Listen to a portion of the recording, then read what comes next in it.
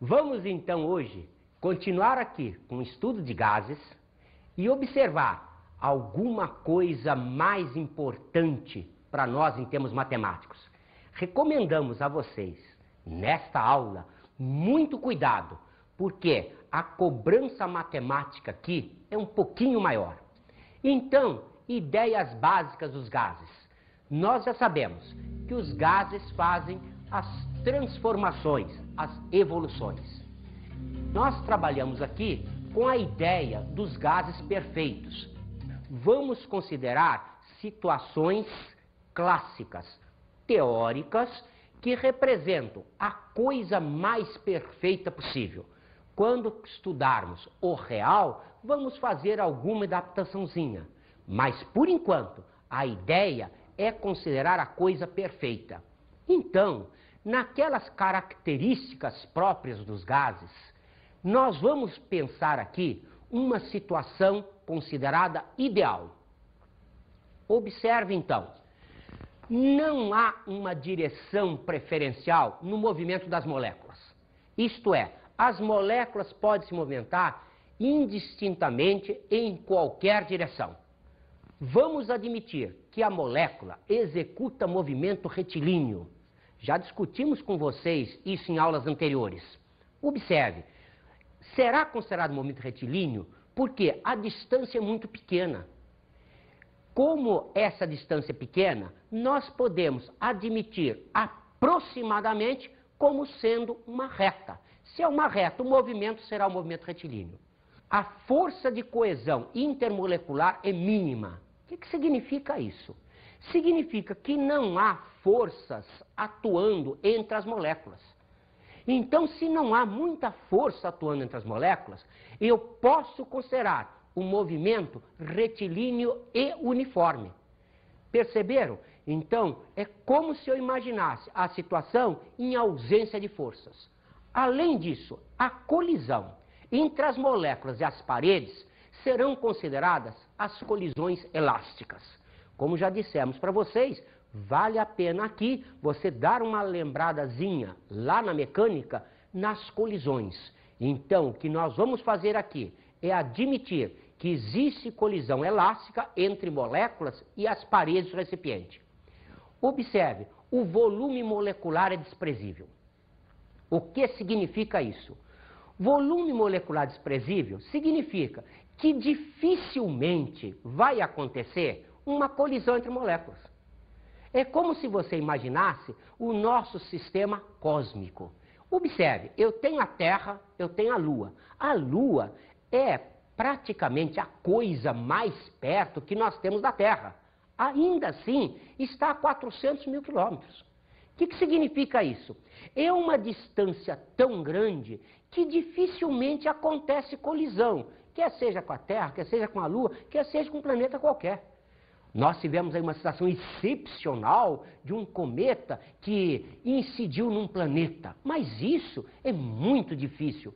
Por quê? Porque na realidade, como a distância é muito grande, existem poucas colisões.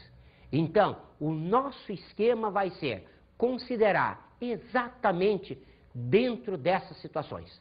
As colisões devem ser consideradas elásticas, os movimentos devem ser considerados retilíneos, sem direção preferencial, quer dizer que existe igualdade em qualquer um dos eixos x, y, z, de tal maneira que a gente pode imaginar simbolicamente a situação do seguinte tipo.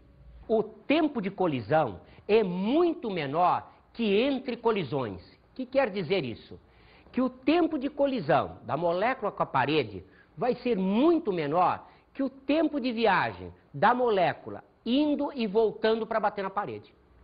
Então, esta situação, mais uma vez, leva você a lembrar lá de mecânica, aquele impulso de uma força. O que é o impulso de uma força? É justamente a grandeza física que me mostra a relação entre força e tempo de atuação dessa força numa colisão. Então, esta situação toda pode ser feita uma analogia da seguinte maneira. Imagine, então, uma caixa bem grande E nesta caixa nós temos bolinhas de ping-pong. Elas estão viajando em várias direções, em vários sentidos. Observe que a simulação nossa implica que existem poucas bolinhas para o grande volume da caixa. Então, dificilmente vai haver colisão entre elas. Essas bolinhas vão colidir com as paredes da caixa. Ora, você já começou a se lembrar? Se existe a colisão da bolinha com a parede, existe uma força que ela exerce em uma determinada área. Isso representa o quê? A pressão do gás. Então, por isso que o gás, ele exerce pressão. São as colisões que as moléculas fazem contra as paredes do recipiente. Então, vamos agora fazer isso num esquema mais matemático. Observe, colocamos aqui a caixa, colocamos aqui os eixos X, Y, Z. Observe, estamos trabalhando com R3. E aqui imaginamos uma molécula. Essa molécula tem massa M0 e acabou de colidir com essa parede. Então agora, ela vai viajar até aquela outra parede, vai colidir e vai voltar. Observe que ela vai então percorrer esta aresta da caixa, que eu estou chamando de D. Observe, é uma colisão? Se é uma colisão, implica o quê? Que aparece um impulso e você se lembra da mecânica, que o impulso vale sempre a variação da quantidade de movimento. Cuidado, vetorialmente. Então, observe, o impulso vetor vale a variação da quantidade de movimento vetor. Cuidado, estamos lá em mecânica. Isso não é calor, isso é a variação da quantidade de movimento vetorial. Portanto, como o impulso é definido como a força pelo intervalo de tempo em que ocorre essa colisão, essa força, isso é igual a massa vezes a variação da velocidade vetorial. Cuidado com isto. Isto é vetorial.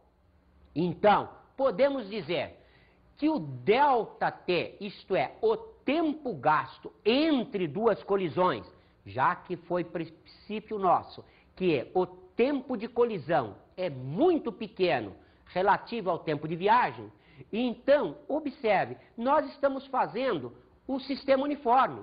ΔS, que é 2D, é o tempo de ida e volta numa parede, vale a velocidade média vezes o ΔT.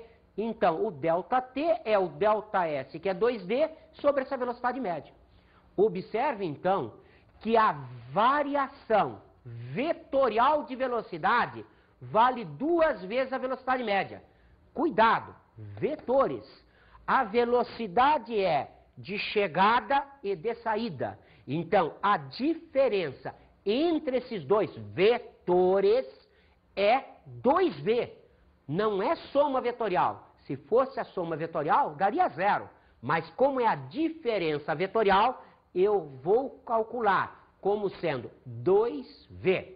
Observe que, então, substituindo na expressão inicial, a força média de colisão vale, isto era o ΔT, então ficou 2D sobre a velocidade média.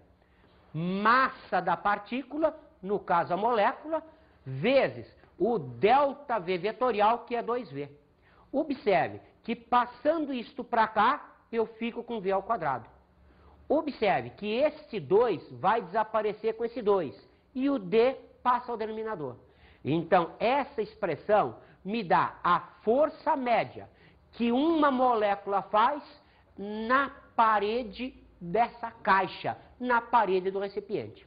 Observe que, então, se eu dividir os dois termos pela área da parede, o que eu vou ter? Eu vou ter a força média sobre área igual M0, área vezes distância, vezes V média ao quadrado.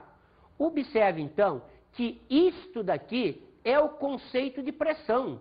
Então, força média por área representa a pressão.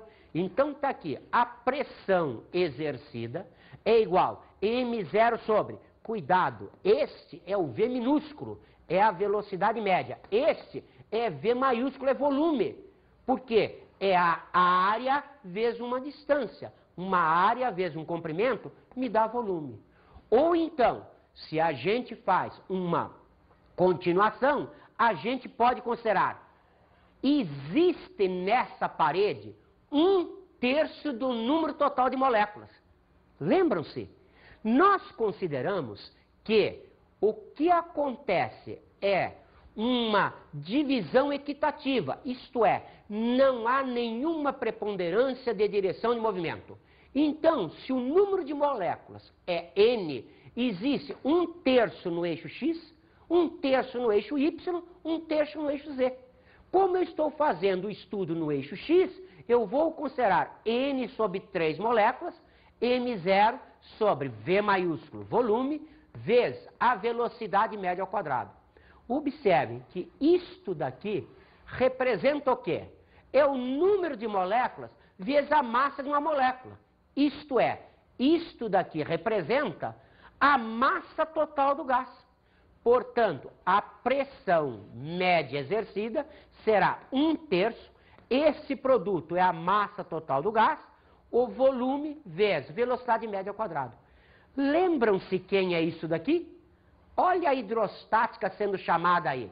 Massa por volume chama-se massa específica. Então, se a massa específica é a massa da molécula vezes número de moléculas, isto é a massa total sobre V, eu posso então escrever a pressão é 1/3 vezes a massa específica vezes a velocidade média ao quadrado.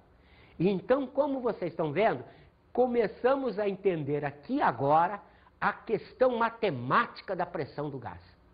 Observe que essa expressão matemática interessa para nós para provar que realmente, primeiro, as moléculas estão constantemente colidindo com a parede.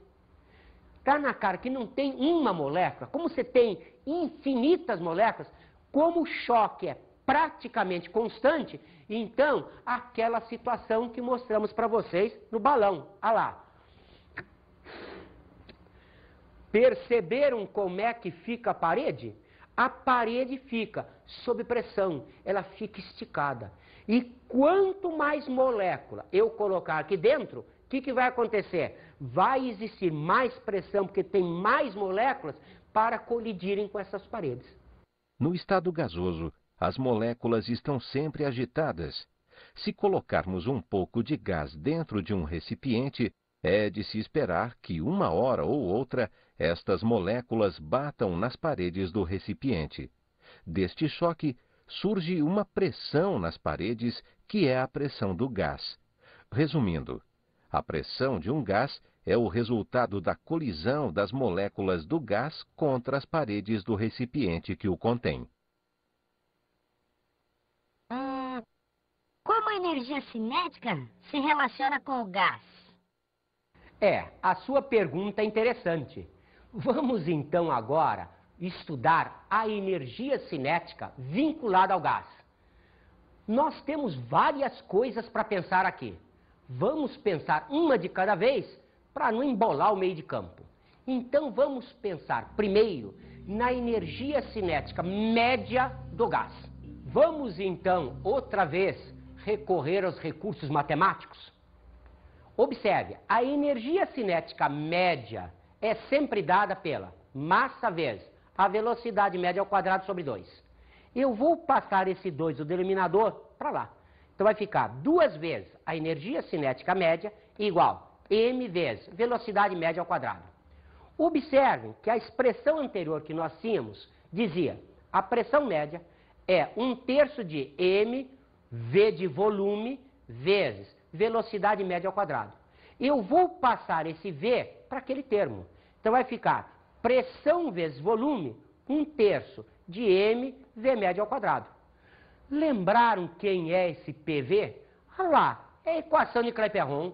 O PV vale nRT. Então observe, nRT é igual a 1/3 de 2 vezes a energia cinética média. Estão notando algo interessante? Nós estamos trabalhando com essa fração aqui.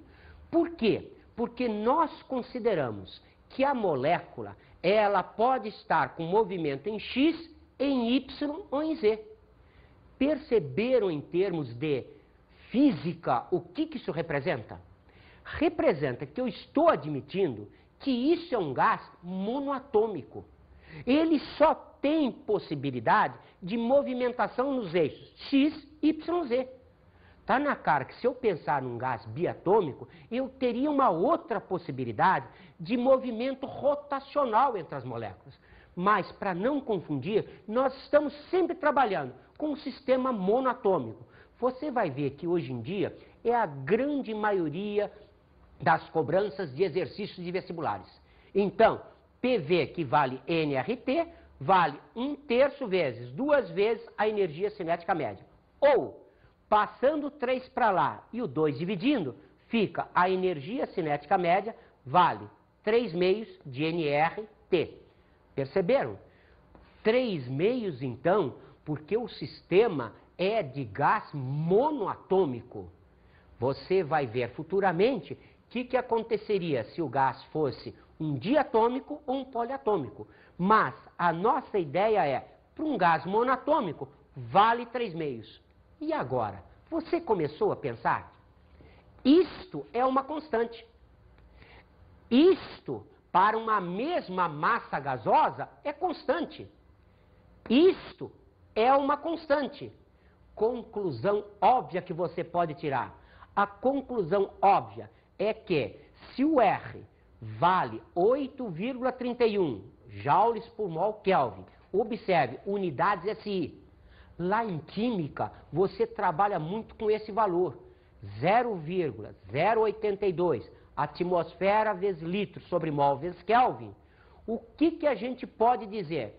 Que a energia cinética média por molécula vai depender, além da temperatura, de um outro fator. Mas observe, a energia cinética média de todas as moléculas do gás, ela é função exclusiva da temperatura. Então, observe, aquela ideia inicial, lá da termologia, o que é temperatura? A temperatura está vinculada à energia cinética das moléculas. Estamos demonstrando aqui em termos matemáticos. Vamos forçar mais a situação? Eu vou pensar agora em uma molécula só.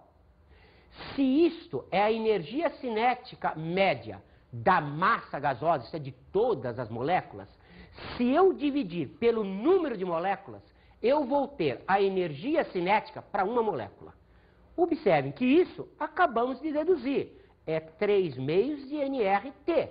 Portanto, dividindo-se por N, número de moléculas, eu tenho a energia cinética média por cada molécula. Lembrar do número de Avogadro, constante que você conheceu lá em química. O que ela representa? Representa o número de moléculas dividido pelo número de moles.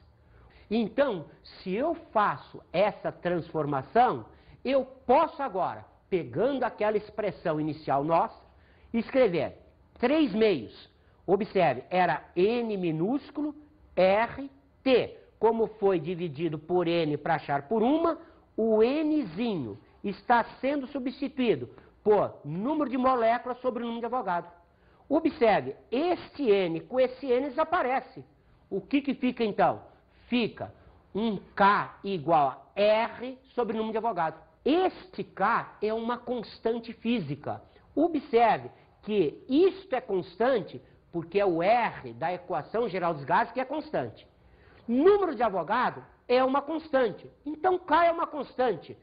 Fazendo a substituição pelos valores numéricos em SI, nós vamos encontrar 8,31 sobre 6,02 vezes 10 a 23. Isso me dá o valor de K, 1,38 vezes 10 a menos 23 em joules por Kelvin. Essa constante é, então, usada nessa expressão. Agora começaram a entender o que está acontecendo? A energia cinética média de uma molécula é o produto destas duas constantes pela temperatura. O que se concluiu daí? Que a energia cinética média de uma molécula é função única e exclusiva da temperatura. Perceberam?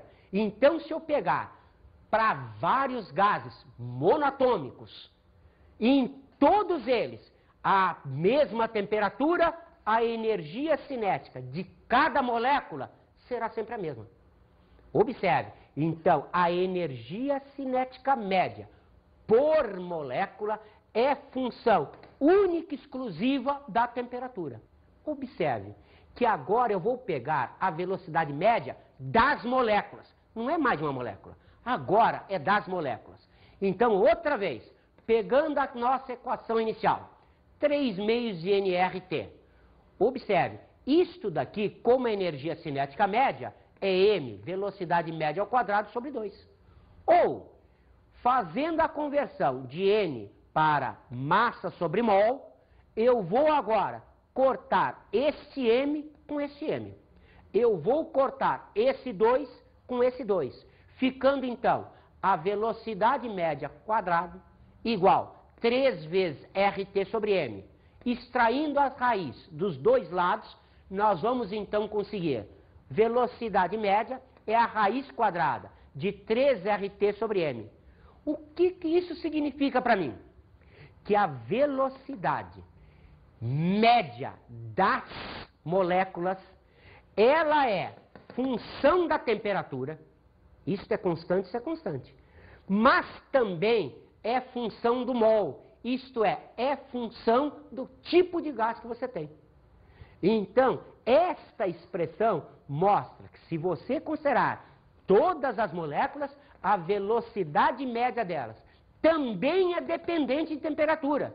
O que significa isso? Que aquela ideia inicial que nós tivemos da temperatura como vinculação de energia cinética de moléculas é uma ideia que está coberta pela matemática. Pense agora na temperatura e o efeito que ela tem na pressão. Ora, se diminuirmos a temperatura, diminuiremos a energia cinética das moléculas. Com pouca velocidade, as moléculas colidem com menos força nas paredes. O que se espera que aconteça com a pressão? Espera-se que a pressão aumente ou diminua? A resposta é que diminua a pressão. Mas, se aumentarmos a temperatura, esperaremos que a pressão aumente, pois a velocidade das moléculas irá aumentar e colidirão com mais força nas paredes do recipiente. Professor, você pode me dar um exemplo prático? Tudo bem, vamos ver um exemplo prático. Por que a água guardada na moringa fica mais fresca que a água guardada numa vasilha de plástico? Comece a pensar. O que acontece na moringa? Uma parte da água, algumas moléculas, atravessam a parede. Quando elas atravessam a parede, elas vão tentar passar para o estado gasoso. Você se lembra? Vão se evaporar. Ora, se elas vão se evaporar, quem consegue se evaporar? Raciocine comigo. Você tem uma velocidade média de moléculas. O que quer dizer isso? Algumas têm uma velocidade grande, outras têm velocidade pequena. A velocidade média é aquilo que nós mostramos para vocês. Mas existem moléculas com mais velocidade, moléculas com menos velocidade. Quem é que consegue evaporar? Aquelas que, como têm mais velocidades, são jogadas para o ar. Então, se elas são jogadas para o ar, saem do líquido as que têm maior velocidade média. Agora, raciocine comigo. Se aquelas que têm maior velocidade média saem, quem sobra? As que têm menor. Se sobra as que têm menor velocidade média, o que acontece agora com a velocidade média dessas moléculas que sobraram? Ficou mais baixa. Se a velocidade média ficou mais baixa, significa o quê? Que a temperatura fica mais baixa. E então está aí por que a evaporação é um fenômeno de abaixamento de temperatura. Agora, você se lembra da aula que tinha a pele e o ar-condicionado? Lembra-se que nós dissemos que o ar-condicionado seca o ar. Quanto maior a velocidade de evaporação, mais sensação de frio nós temos. Por quê? Porque a evaporação é um processo de abaixamento de temperatura em função da variação da velocidade média das moléculas que ficam. Vamos então experimentar isso no exercício? Observe, aquece certa massa de gás ideal a volume constante de 27 graus Celsius a 127 graus Celsius. Se eu chamar Ezinho, a energia cinética média da molécula 27, e o Ezinho minúsculo a 127, quanto vale a relação Ezinho sobre Ezinho linha? Vamos então fazer? A energia cinética média por molécula é 3,5 de kT admitido gás monoatômico. Vocês observaram, é uma questão de vestibular. Quase sempre, quando está escrito gás ideal, considere como se fosse monatômico. Não é correto isso, mas você encontra isso nas questões de vestibulares. Admite-se que o gás ideal seja monatômico, mas não é. Mas pode considerar. Então, consideramos monatômico, 3,5 de kT. Para a primeira situação, eu teria o E, 3,5 de kT. Para a segunda situação, o E', 3,5 de kT'. Dividindo-se uma expressão pela outra, vem E sobre E' igual. Cuidado agora, isto vai subir. Mas T e T' são temperaturas termodinâmicas. Não se esqueça de transformar. Aqui que você pode errar. Então, vai transformar graus Celsius em Kelvin, fazendo 27 mais 273 sobre 127 mais 273. Observe que, então, resolvendo a matemática, ficamos com E sobre E' igual a 3/4 ou 0,75.